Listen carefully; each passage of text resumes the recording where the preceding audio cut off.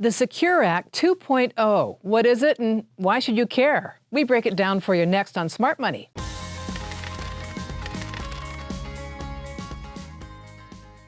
Welcome into Smart Money. I'm Pat Boyle along with our host Julia Anderson, and we're talking about something that sounds very official today, the Secure Act 2.0.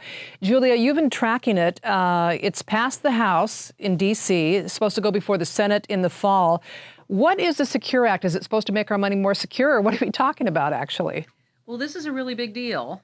And for a little bit of background to start with, so back in the end of 2019, Congress passed the original Secure Act, and it tweaked some of the things to do with retirement savings, 401ks in particular, and how you can take money out. One of the things it did, it raised the age for when you had to start taking money out.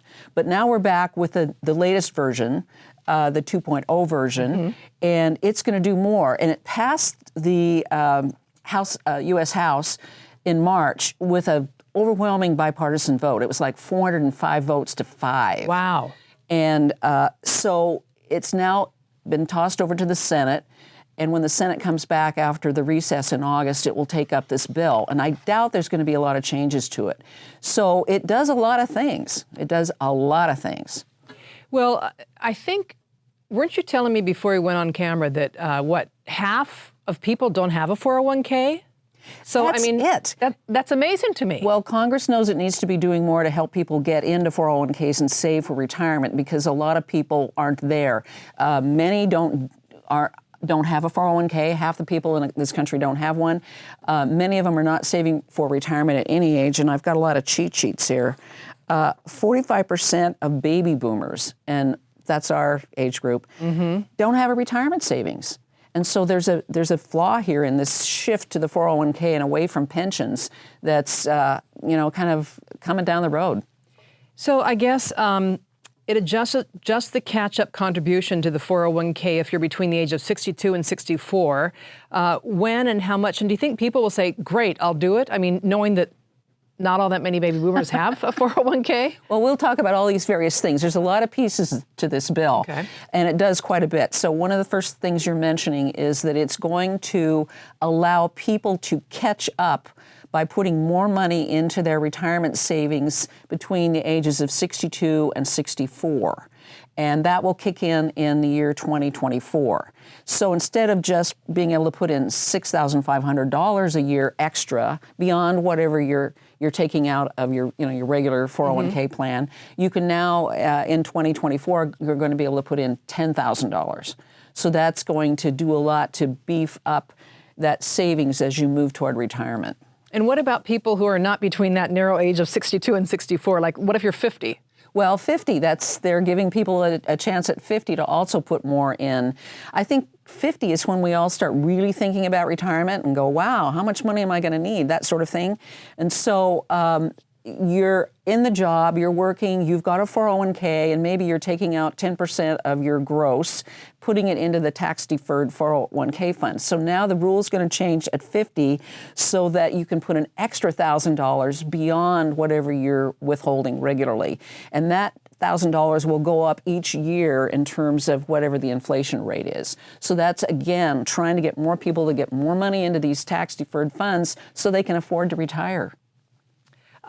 One thing that I thought was very interesting, and I didn't know this was the way it was, but it would change the requirement. Instead of me writing down, yes, I want to take part in the company 401k, you would have to opt out if you didn't want to. It's been automatic enrollment, and now you would have to opt out. Is that just to kind of gather the people and get them to take part easier or more easily? It's easy to say no to something. Like, well, do you want to do a 401k? It means more money will come out of your paycheck. Oh, no, I don't want to do that.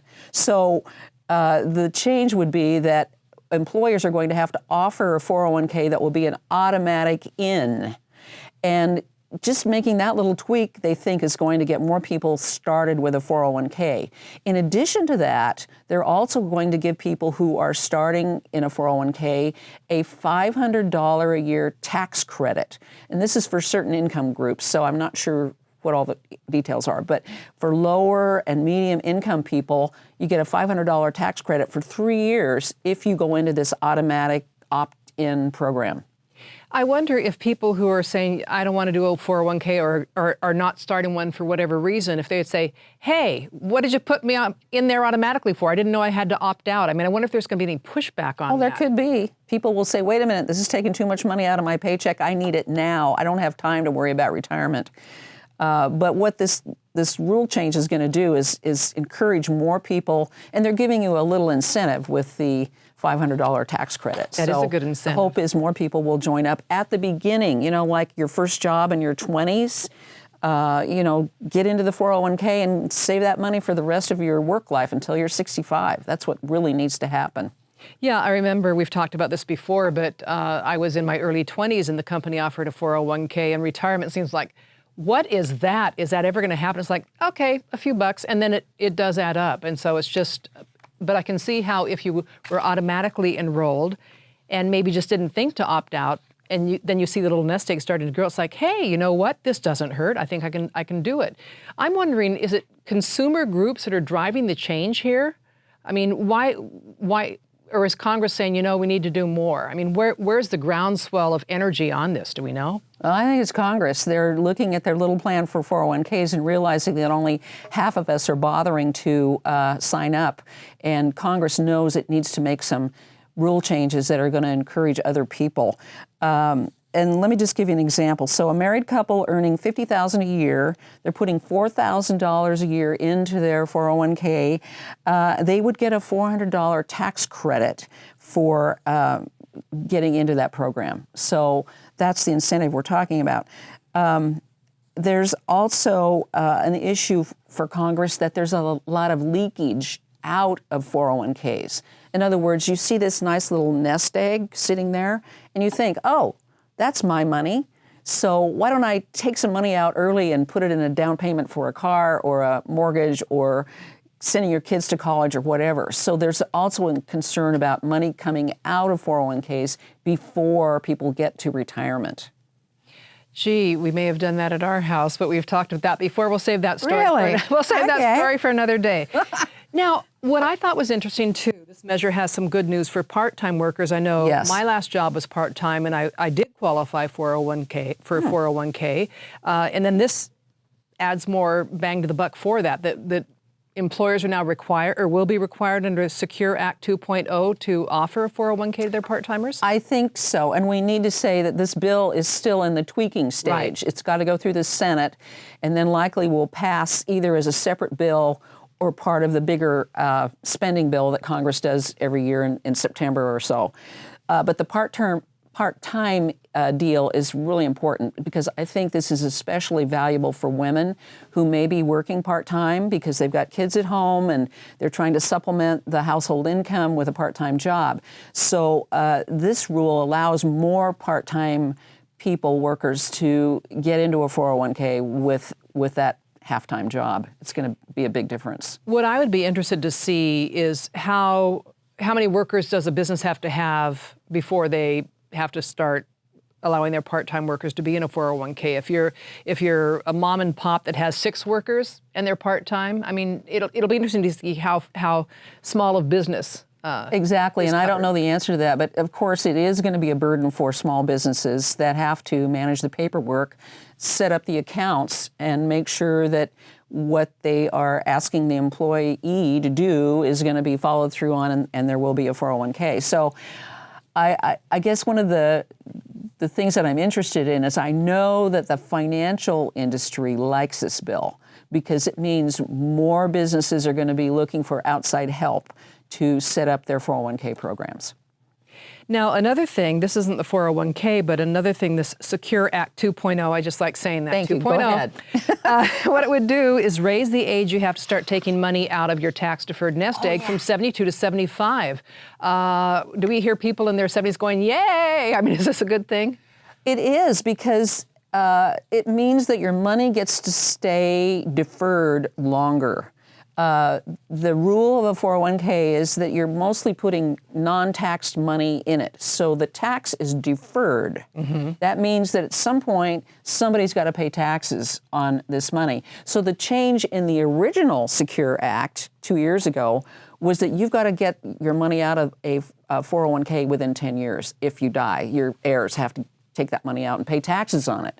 So now the newer bill will require you still to take money out with that 10-year requirement, but it also will extend the age to when you have to start taking it out. And that means your money can stay inside of the fund, continue to earn more dividends without being taxed on it. And that will kick in over a time frame of, I think it starts in 2024, and then the age goes up to 75 by the end of the decade. So it's not all at once. Well, and how often do you hear the federal government saying, wait, we can wait 3 more years before you take your taxes? I mean, what is it, because people are living longer, or why the change? I'm thinking that's the case, and they also are aware that a lot of people don't really have that much money to live on in retirement, and a lot of us are living into our 90s. So they're going to get that tax money one way or another, either before you die or after you die. And this is giving you a chance to save a little bit more of that money, earn a little more on it before you die.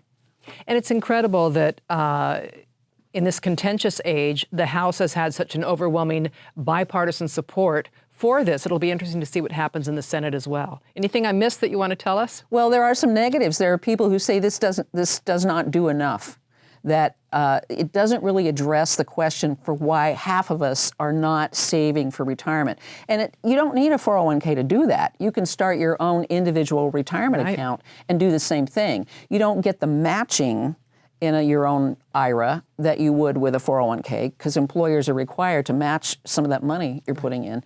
But only half of us are bothering to worry about retirement, and Congress is really worried about it. And so everybody says, hey, we got to do something.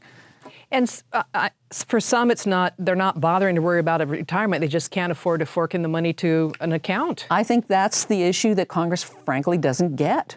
I think people say, hey, I need every dime I can make, and I can't afford to be taking anything out of my paycheck for the long term, and I'll worry about that later.